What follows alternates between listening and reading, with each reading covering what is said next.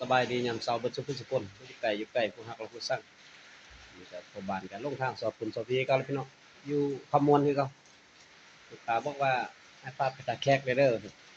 ลงทางพาเพิ่นออกมาคำมวนพุ่นแต่ว่าบ่ฮู้ว่าท่าแขกอยู่ไสบ่เคยเห็นท่าแขกฮอดแต่คำมวนพี่น้องบ่ฮอดว่าท่าแขกอะฝนก็ตกดี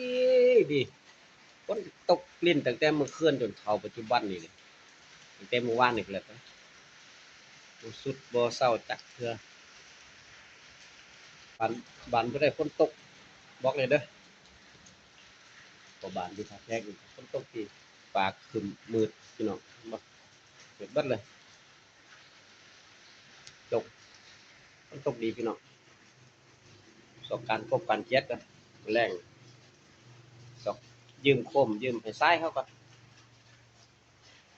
สอกหาจับกบจับเขียดอยู่ตามตรงไห้ตรงหน้าอยู่แถวแก้มหัวแก้มสวนนี่แหละเนาะบ้านผู้ใดฝนตกคอมเมนต์ได้เด้อผู้ใดบ่ตกก็คอมเมนต์เด้ออยู่ที่ใดตกดีแท้เพราะบ้านก็กินกาแฟจักหน่อยก็สิออกไปเลาะเที่ยวทำแถวหยังไปซั่นล่ะพี่น้อง ทำน่ะปลาซอกปลาเสื่อมทำน้ำออกน้ำแอนไปเสร็จแล้วนะแต่ว่าที่ลงรถได้บ่ลูกค้าก็ได้ฝนตกเนาะโอเคบ๊ายบายเดี๋ยวเจอกันอยู่สถานที่ท่องเที่ยวพี่น้อง